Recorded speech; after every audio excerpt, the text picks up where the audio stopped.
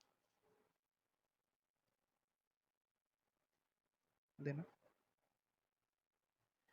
मैं अगर इस पानी को इससे पोर कराऊं तो नीचे जो निकल के आएगा वो क्या आएगा मुझे बताओ? पूरा का पूरा पानी ही निकल के आ जाएगा, जो इसमें है पूरा वही आएगा। मतलब मुझे इस जगह पे कुछ नहीं मिलने वाला। क्यों? मैंने अभी बताया था इसका पार्टिकल साइज इतना छोटा है कि मैं अगर इसको पोर कराने जाऊं ये इससे पार हो जाएगा, क्योंकि पानी के बीच में वो पूरा घुल चुका है बेटा। पानी जा रहा है तो साथ में कौन भी जा रही है? नमक भी चले जा रहा है उसके अंदर, क्योंकि नमक उसमें अच्छी तरीके से डिसॉल्व हो चुका है। समझ में आया? तो नेक्स्ट पॉइंट में जो लिखूंगा वो है कि सॉल्यूशन जो है फिल्टर पेपर से आराम से पास हो जाता है। अगर मैं इसको नीचे से एक ग्लास लगाऊं ऊपर से ऐसे पोर करूं, बहुत टाइम टेकिंग है, वरना करके दिखाता, क्योंकि बहुत बूंद बूंद करके जाएगा पानी। पेपर है ना, पेपर वरना अगर एक साथ डाल दिया तो या तो पेपर वेट सहन नहीं कर पाएगा या फिर पेपर गल जाएगा। जैसे धीरे धीरे करके डालेंगे तो बूंद बूंद करके जाएगा, बहुत टाइम टेकिंग है। लेकिन आप करना, आप घर से जाके करना, मेरे से फिल्टर पेपर ले जाना, यहाँ बहुत है। तो इस पे आप इससे करोगे ना तो आप क्या करना, रात को एक ग्लास में सॉल्टी वाटर बनाना, फिल्टर पेपर लगाना उसके ऊपर और डाल देना, उसको भर जैसा देना। क्या सुबह तक देखोगे आप, आपको यहाँ पे इसका जो जॉइंट है जहां से पानी पोर हो रहा है, यहाँ पे आपको कुछ नहीं मिलेगा।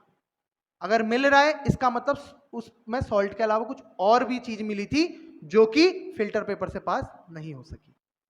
इसलिए फ्रेश वाटर भरना। समझ में आया? तो सॉल्यूशन फिल्टर पेपर से पास हो जाता है आराम से, कुछ बिना पीछे छोड़े हुए। समझ में आया? और क्यों होता है कोई पूछे तो? Due to its size. बहुत छोटा साइज है, छोटा साइज है तो पार नहीं कर पाएगा। समझ में आया? पक्का? ठीक हो गया। अब नेक्स्ट पॉइंट है, नेक्स्ट पॉइंट एग्जांपल है कि सॉल्यूशन के एग्जांपल क्या क्या है। शुगर सॉल्यूशन, सॉल्ट सॉल्यूशन, और क्या है जो अच्छे से घुल जाती है। फिलहाल ये समझ में आया? पक्का? कोई डाउट सॉल्यूशन में? आगे बढ़े? फिलहाल ये समझ में आया? पक्का? कोई डाउट सॉल्यूशन में? आगे बढ़े?